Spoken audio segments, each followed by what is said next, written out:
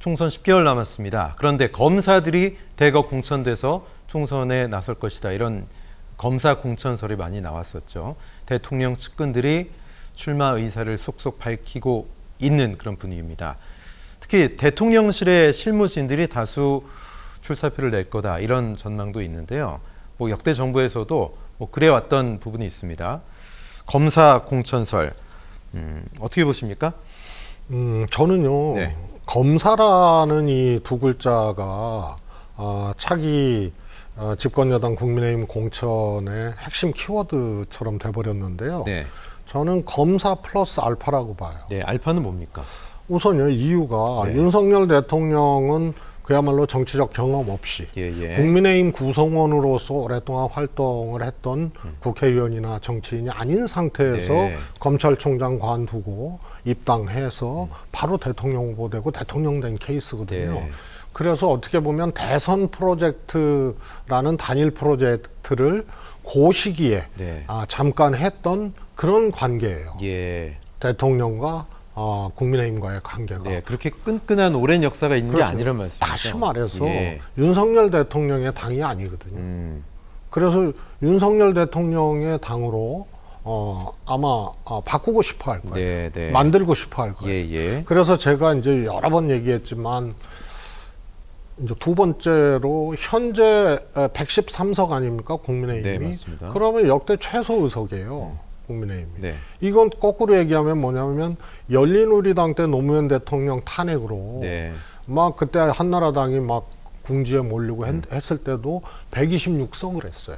근데 113석은 최소 의석이에요. 이걸 다시 얘기하면 영남, TK, 강남, 이런 지역 아주 절대적인 국민의힘 강세 지역에서만 당선됐다는 얘기예요. 경합 지역이나 근소 우세 지역도 다 졌다는 얘기거든요. 그런데 윤석열 대통령은 윤석열 대통령 당으로 만들고 싶어 하고 그러면은 이제 외부적으로 투입이 될 거 아닙니까? 그 중에 검사도 있고 검사 아닌 사람도 저는 꽤 있을 수 있다고 봅니다. 그렇기 때문에 현역 의원 지금 전부 친윤 아니에요? 국민의힘은 현역 의원들도 국민의힘은 공천 못 받을 가능성이 매우 크다고 봐요. 그래서 검사로만 특정할 것이 아니고 검사를 대표 브랜드로 해서 플러스 알파가 있고 그 폭도 굉장히 클 것이다. 이렇게 보고 있습니다. 그렇군요. 또 구체적으로는 이복현 금감원장의 출마 가능성을 언급을 했습니다. 지난 3월에는 출마 생각 전이 없다 이런 얘기였는데 지금 또 임명권자께서 역할 그만두라고 하시면 이러면서 가능성을 좀 열어놓고 있는데 이복현 위원장뿐만이 아니겠죠. 한동훈 장관 얘기도 계속 꾸준하게 나왔었고 어떻게 보십니까? 저는 한 장관은 출마 가능성이 그렇게 높지 않다고 봅니다. 개인적으로.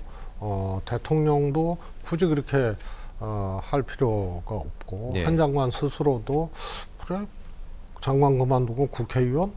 그 다음에 뭐지? 그러면은 이제 용꿈을 꾸거나 이런 건데요. 국회의원을 통해서 용꿈을 꾸는 그 길을 만약에 용꿈이 있어도 한 장관이 그 길을 가겠느냐 아니면 윤석열 대통령과 같은 길 정치권을 거치지 않고 가는 길 이러면 저는 후자를 생각할 수 있다고 보고요.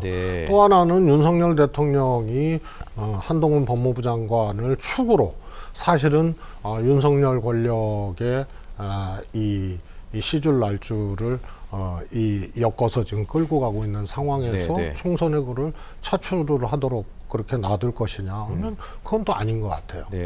그런데 지금 이제 검찰공화국이라고 할 정도로 대선 때부터 우려를 했습니다만 지금 단순히 검찰 출신이 갈 수 있는 자리라는 통념을 깨고 아주 다방면에 여러 요직에 지금 가 있거든요. 대통령실만 해도요.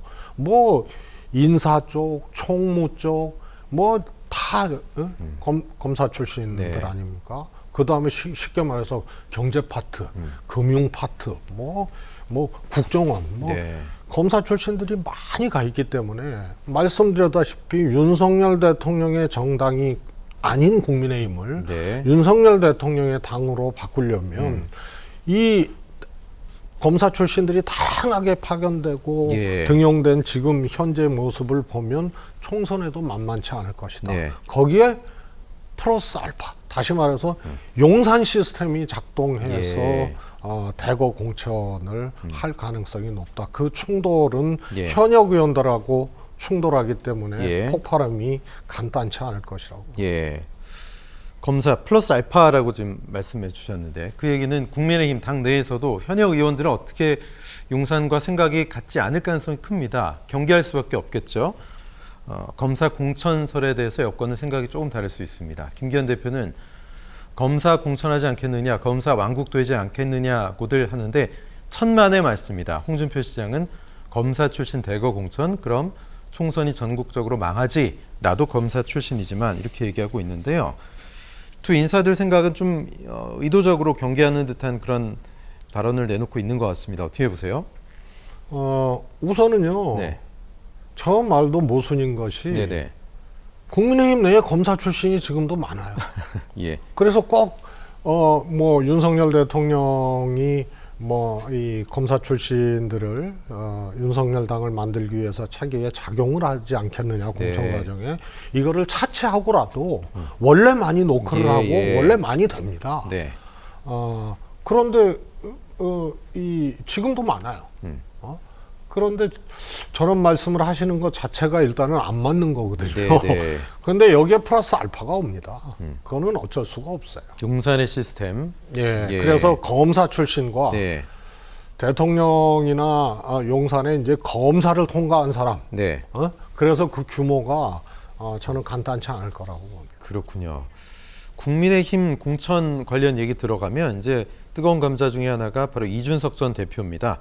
이 전 대표가 국민의힘 시스템에서 공천을 받을 수 있을지에 대해서 큰 의문이 들고 퀘스천 마크가 있는데 노원에서 공천 받지 못하면 무소속으로 나가겠다 뭐 이런 얘기를 하고 있고 당내에서도 품고 가야 된다 아니다 갑론을박이 있는 것 같아요. 어떻게 보십니까? 저는 이제 10개월 남았잖아요. 네네. 총선이. 집권 여당의 총선은 절대적인 기준이 있습니다. 대통령 국정운영 지지율입니다. 네. 그래서 대통령의 그늘 아래서 총선 치르기 어렵다고 싶으면은 예. 이탈하고 총선 전에 대통령을 뒷발질하는 겁니다. 네. 그래서 당 그것이 색깔 지우고 그죠? 예, 그럼요. 사진 빼고요. 예. 그런데 윤석열 대통령이 과연 네. 총선 전에 예. 국민들의 지지를 받아서 그 힘으로 국민의힘이 총선을 치를 수 있느냐, 요 문제가 관건입니다. 예. 그래서 그렇지 않다라고 하면은 이준석 대표를 품을 수밖에 없고요.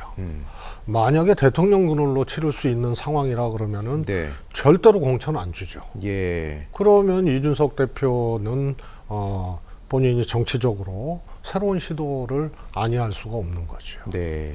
10개월 남았는데 과연 뭐 여야가 어떻게 하냐에 따라서 많은 변수가 있을 것 같습니다.